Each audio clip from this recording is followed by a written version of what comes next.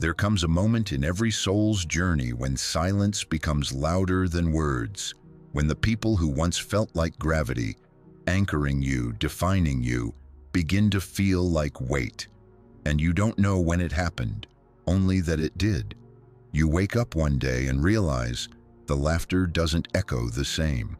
The inside jokes no longer land. The conversations that once felt like home now leave you searching for air. It's not about arrogance. It's not about becoming better than anyone. It's about resonance, that subtle, invisible frequency that shifts when your inner world starts to change. When you grow, something in your energy begins to move differently. You stop chasing noise and start craving depth. You begin valuing silence over small talk, peace over presence, honesty over comfort, and suddenly the same room you've always sat in, filled with the same faces, feels like a place you've outgrown. It's a quiet ache, no argument, no betrayal, no dramatic ending, just distance, a distance that grows in the spaces where words once flowed. Most people don't talk about this part of growth. They talk about success, transformation, healing, but not the loneliness that follows it, not the silent drift between souls who once swore they'd never lose each other. You start noticing it in small things, in the way they talk about others while you've stopped needing to, in how their anger still circles the same stories while yours has begun to dissolve into understanding, in how you've learned to forgive quietly, not for them, but for your own peace. And yet, you still love them. That's what makes it hurt. You love them, but the connection no longer fits. It's like trying to return to a childhood home that's been rebuilt. The walls are the same, but you're taller now. You don't blame anyone for this change. You don't even know if there's anything to blame. Growth isn't rebellion, it's revelation. And revelations often pull you away from everything that kept you comfortable. The truth is, people grow at different speeds. Some people grow through pain, others through reflection. Some never grow at all. They simply repeat. And the moment you stop repeating, you start outgrowing. There's a certain peace that begins in discomfort, a whisper that says, "You don't belong here anymore." Not because you're above anyone, but because your soul is asking for more honesty, more quiet, more alignment. You can feel it when you sit in conversations that drain you, when laughter feels forced, when your thoughts no longer fit the room. And even though part of you wants to stay, to keep pretending nothing's changed, another part of you is already walking away in silence. That's how most goodbyes begin. Not with words, but with a quiet heart that stops trying to explain itself. You start realizing that growing apart isn't failure. It's proof of movement. You've evolved past the season that birthed that connection. And now your heart aches not because it's broken, but because it's stretching. This is the unseen cost of becoming more self-aware, the natural consequence of emotional evolution. You see through things now, through excuses, through patterns, through people who keep running from their own shadows.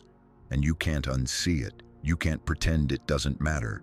Once you've seen the truth in people, who listens to understand, who listens to reply, who truly loves without condition, you can't go back to living blind. So you stay silent, not out of indifference, but out of clarity, because you finally understand. Not everyone was meant to walk with you beyond the storm that shaped you. Some were meant only to help you survive it. This is the quiet distance you can't explain. It's not rejection, it's redirection. It's not ego, it's evolution. And one day, you'll look back and realize every person you outgrew was a version of yourself you no longer needed to be. There's a certain kind of exhaustion that doesn't come from work or responsibility. It comes from pretending to be who you no longer are, just to keep the peace. You sit in the same circles, listen to the same stories, nod at the same conversations, but something inside you has gone quiet. Not because you don't care, but because the words no longer reach you. You feel the distance even when you're surrounded by people. You smile, but it doesn't feel real. You speak, but it doesn't feel like truth. It's as if you're performing the memory of who you used to be, a version of yourself built to belong somewhere you've already left. And that's where the pain begins, in the delay between your growth and your reality. You've changed inside, but the world around you hasn't caught up yet. You start questioning yourself. Why does this feel so wrong now? Why does comfort suddenly feel suffocating? Why does silence feel more honest than conversation? It's because you've started hearing the difference between connection and attachment. Connection feeds your soul. Attachment feeds your fear of being alone. And many of the people you once called friends, you now realize you were just attached to history, to memories, to the illusion of safety. You stayed because leaving felt cruel, because loyalty was taught to you as a virtue, even when it meant betraying yourself. But the longer you stayed, the more it hurt. Not because they hurt you, but because you were abandoning yourself to stay accepted. You begin noticing how drained you feel after being around certain people, not because they're bad, but because their energy pulls you back into the version of yourself you've outgrown. They talk about the same people, the same problems, the same pain, and you nod out of habit. But your heart is somewhere else now. And yet, guilt keeps you there. The guilt of change. The guilt of no longer fitting into a life you once begged to have.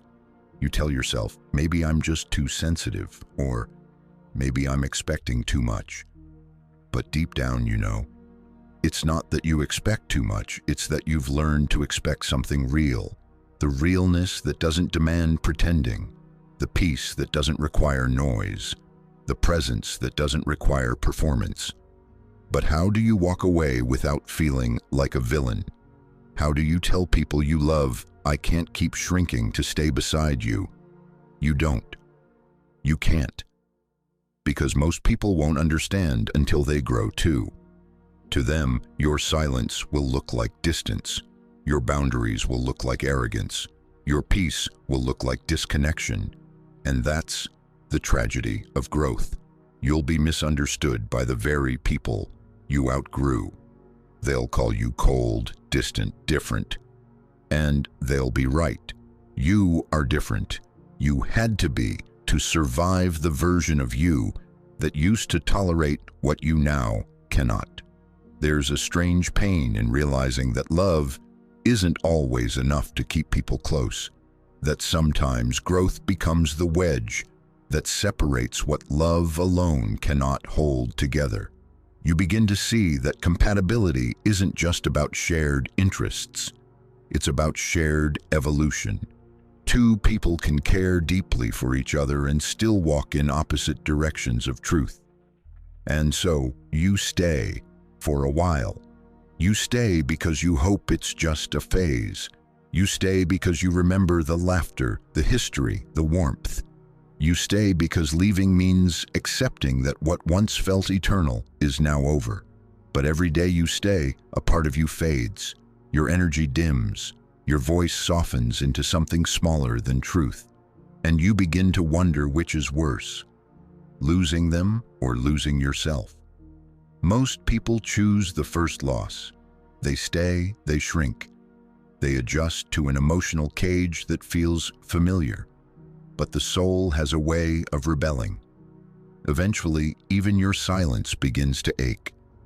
You start waking up with a quiet sadness that you can't name. Because your heart knows it's being kept somewhere it no longer belongs. There's a phrase in psychology, incongruence. It means living in a way that doesn't match your true self. And incongruence is emotional suffocation. The mind can pretend, the mouth can smile, but the body always knows. That tension in your chest when you're around certain people, that's your truth trying to breathe. That exhaustion you feel after socializing, that's your authenticity begging for solitude.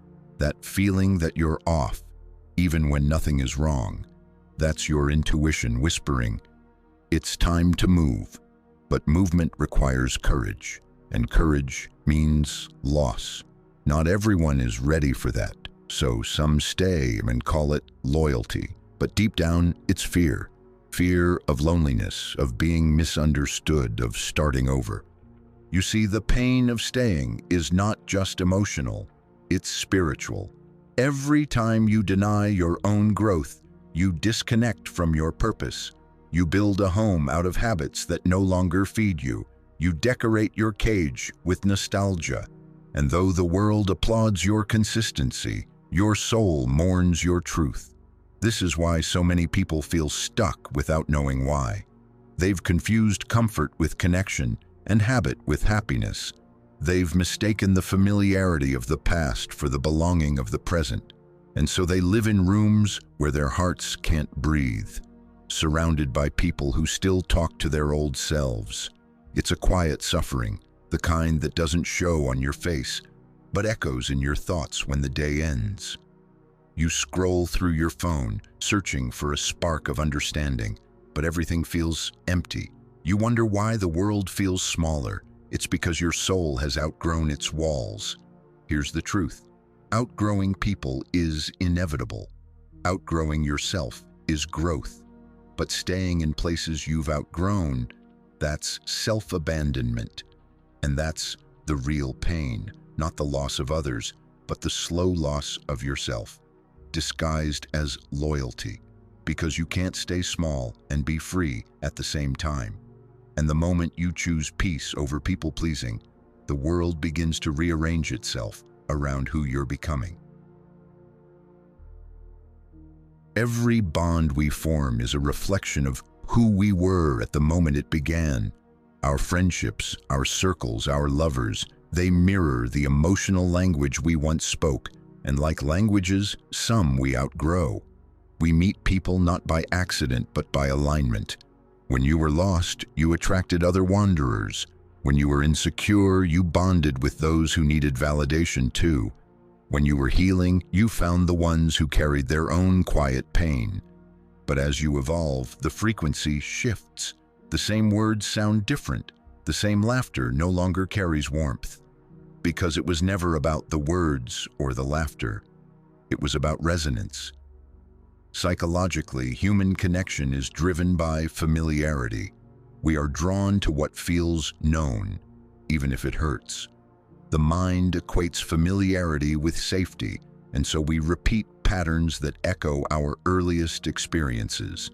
That is why people who grew up around criticism often feel at home around judgment.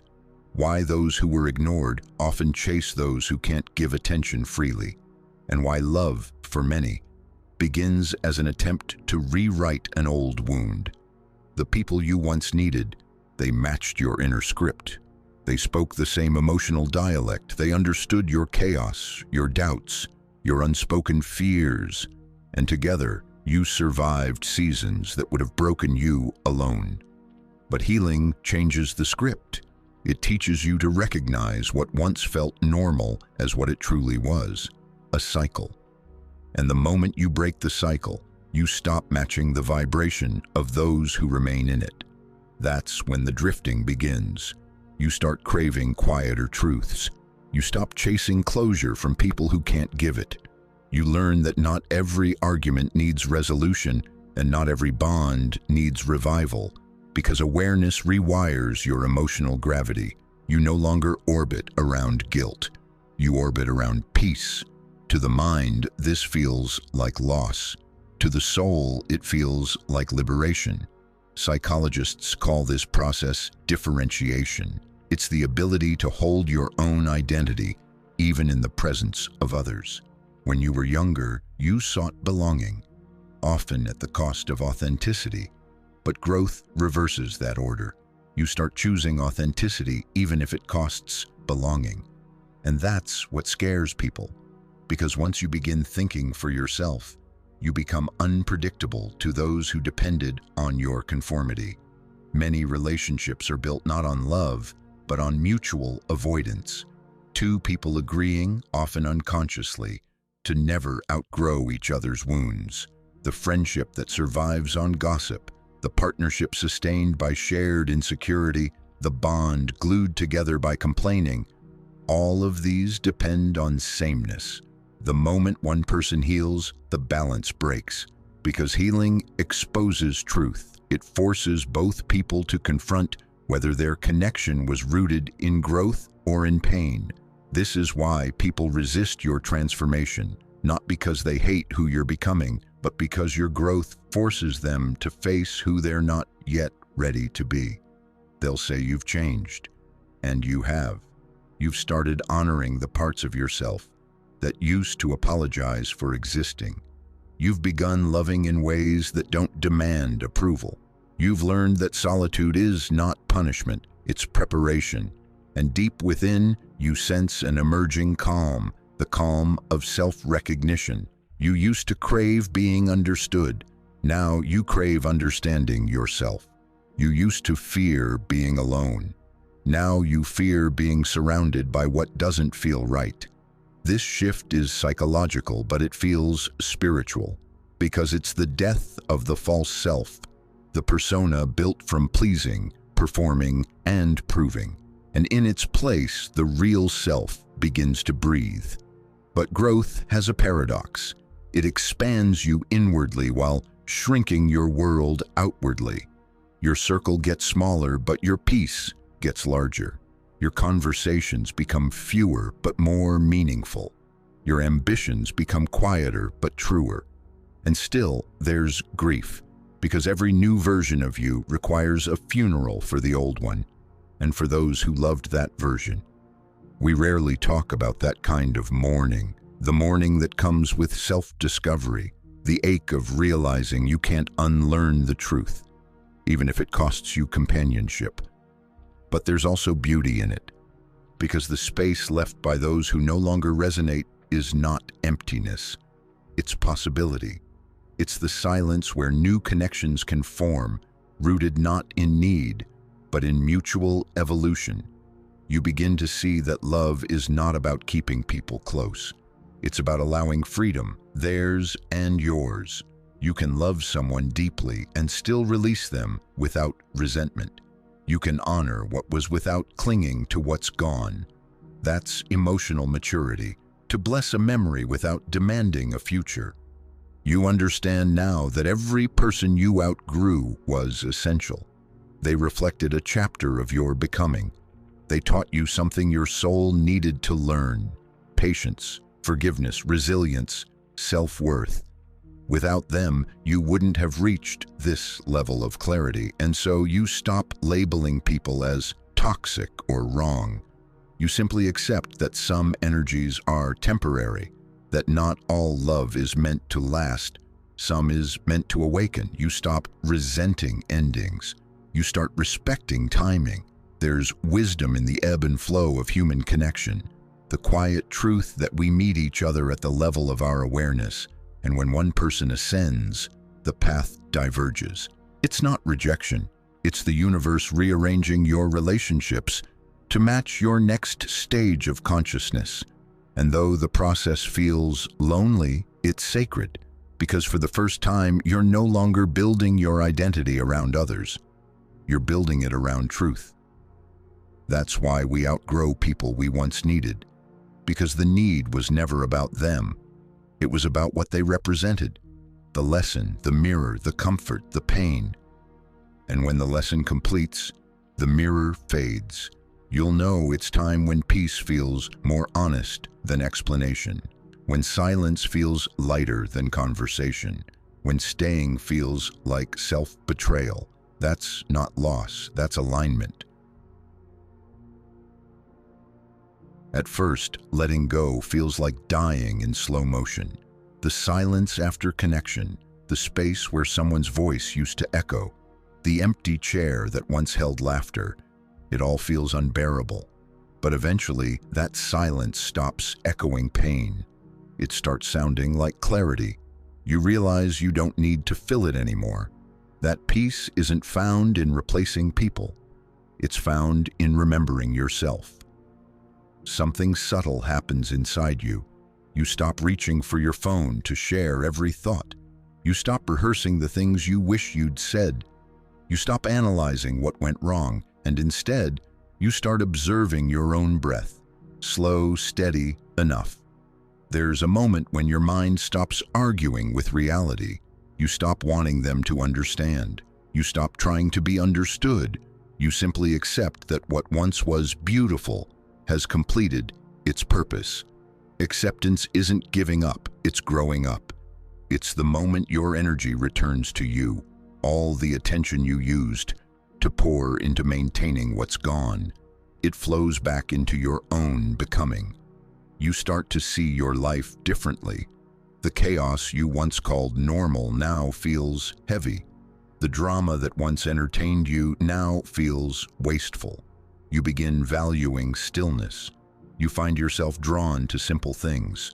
Morning light, the sound of rain, the quiet of your own company. It's not loneliness anymore, it's solitude, and there's a difference. Loneliness is the absence of others. Solitude is the presence of yourself. You begin to realize that so much of your old pain came from resisting endings. You wanted to keep everything, every person, every phase, every identity alive at once. But life isn't meant to be clung to, it's meant to be flowed through. Every ending you accept becomes a new beginning.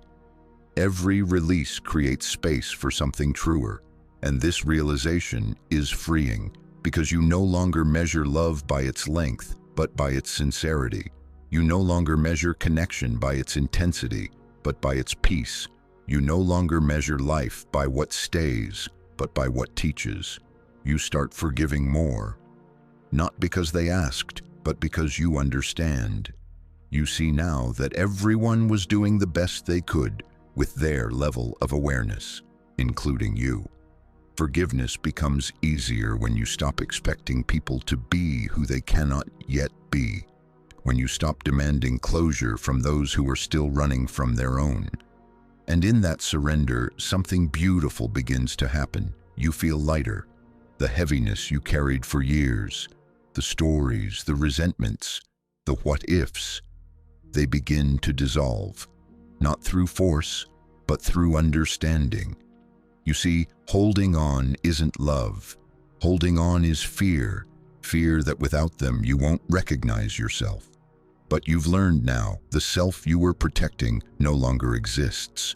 You've already become someone new. You begin to live differently. You stop chasing validation. You stop explaining your peace. You start moving with quiet certainty, not needing to prove that your solitude is strength. You can look back at old photos and smile without sadness. You can hear their name and feel nothing but gratitude, because they were part of the story, not the whole book. And when you look at yourself now, you realize something profound. The person you were trying to be in their eyes, you already are, just not for them to see. That's what peace feels like, not joy, not excitement, but a steady, unwavering knowing. You are where you're meant to be. People ask what healing looks like. They expect fireworks, revelations, rebirths. But healing looks like quiet mornings where you don't miss the noise. It looks like walking past the places that used to hurt and feeling only stillness. It looks like smiling at your past self and whispering, "We made it." You stop seeing endings as punishments. You start seeing them as mercies. Life's way of clearing space for your next chapter. The transformation isn't loud. It doesn't come with applause or validation. It comes with calm. And it's in that calm that you begin to rebuild, not the old connections, but your relationship with yourself. You start nurturing your curiosity again. You rediscover forgotten passions. You reconnect with silence, nature, music, art, reflection. You begin creating not to prove your worth, but to express your peace. And just when you stop looking, new people arrive, not the kind who demand, but the kind who understand, not those who feed your ego, but those who water your soul. This time, you recognize the difference instantly, because peace has given you new eyes. You see through performance, you sense authenticity, you trust your intuition more than approval. The relationships that enter your life now feel effortless. They don't drain, they flow. They don't require explanation. They resonate. You don't have to convince anyone to stay. They simply belong, and you realize it was never about finding your people. It was about finding yourself. Because once you return home to your truth, the right people recognize the frequency. You've stopped holding on, and in doing so, you've stopped losing yourself. What's left is presence. What's left is peace. The peace that doesn't need to be proven, defended, or announced. The peace that simply is. That's the transformation. Not the absence of pain, but the presence of understanding. Not the end of endings, but the ability to see beauty in them. When you stop holding on, you realize that life has always been moving. You were just resisting the current. Now you're floating, not drifting, not lost, just trusting. You finally understand what it means to grow without bitterness, to let go without regret, to love without ownership. And that's the quiet revolution of the soul, the moment when peace becomes your new gravity. There comes a day when the ache softens, not because you've forgotten, but because you've finally understood. You stand somewhere familiar, a cafe, a park bench, an old street, and realize that the world feels lighter. You're not looking over your shoulder anymore. You're not replaying the past in your head. You're simply here. You've stopped asking, why did it end? And started asking, what did it teach me? And that question changes everything. You begin to see how every loss carved space for awareness, how every silence shaped your ability to listen inwardly, how every goodbye refined your understanding of love. The loneliness that once felt unbearable now feels sacred, a temple built for your becoming. Because in that solitude, you met yourself without noise. You discovered that peace isn't something you find in others. It's something you return to within. You used to think walking alone meant failure, that it meant being forgotten, unloved, unseen. But now you see it differently. Walking alone means you no longer betray your own rhythm just to keep pace with someone else's. It means you've learned to trust your own steps, even when no one applauds them. It means you've stopped waiting for someone to give you permission to live in truth. You've stopped performing closeness. You've stopped mistaking attention for affection. You've stopped confusing company with connection. And slowly, the emptiness becomes fullness. You begin to enjoy your own thoughts again. You start talking to yourself kindly. You wake up in the morning and realize that peace doesn't need witnesses to be real. That's when life begins to bloom quietly around you. Opportunities appear not from striving, but from alignment. People cross your path not out of need, but out of resonance. And those who stay, they stay because they recognize your stillness as something rare. You don't chase them, you don't test them. You simply meet them where peace meets peace. The world teaches us to fear solitude, to fill every silence with noise, every absence with replacement. But solitude is the soil where wisdom grows. It's where you learn that not all love is meant to be held. Some love is meant to pass through you and teach you how to hold yourself. You start to see your journey differently. Every person you've outgrown becomes a prayer you once whispered. Every season you've left becomes proof that you're capable of change. And every scar you carry becomes a soft reminder that healing doesn't erase history. It redeems it. You no longer crave endless beginnings. You crave depth, truth, stillness. You crave people who speak with presence, who love without pretending, who understand silence as part of conversation.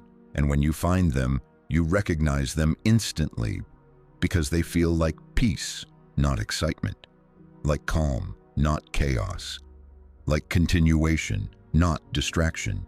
You smile more now, not because everything is perfect, but because you've stopped needing it to be.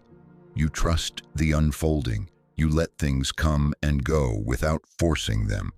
and you finally see the beauty in impermanence, because what stays effortlessly was always meant to stay, and what leaves was never truly yours to hold. That's the wisdom hidden inside every loss, the understanding that nothing real can be taken and nothing unreal can stay. You realize that love isn't ownership, it's allowance, that endings aren't failures, they're directions, that growth isn't selfish, it's sacred, and somewhere in that realization, you find peace. Not the kind that needs to be protected, but the kind that protects you. So now, when someone drifts away, you bless them quietly. When the past calls, you answer with gratitude instead of guilt. When loneliness visits, you offer it tea instead of fear. You are not who you were when this began. You've become the calm you once sought in others, and that calm will carry you wherever you're meant to go next. So if this message reached you, if it found you in a moment of quiet distance, if you've been wondering why some connections feel heavy, why some rooms no longer feel like home, know this: you're not broken, you're evolving, you're not losing people, you're finding yourself. And the ones meant for the new you will recognize you without explanation. If this spoke to you, if it touched that hidden place where strength and sadness live together, share it, not for numbers, not for approval, but because someone else out there is walking this same quiet road, wondering if they're the only one. Let them know they're not. And if you want to walk a little further with me, if you want to keep reflecting, growing, and remembering what peace feels like, stay, subscribe. Not as a follower, but as a companion in this journey of awakening. Because this channel, this space, this conversation, it isn't about noise. It's about coming home to silence. It's about remembering who you are beneath everything you've had to become. And maybe, just maybe, that's why you're here. Sometimes the path to peace is simply the courage to keep walking, even when no one walks beside you.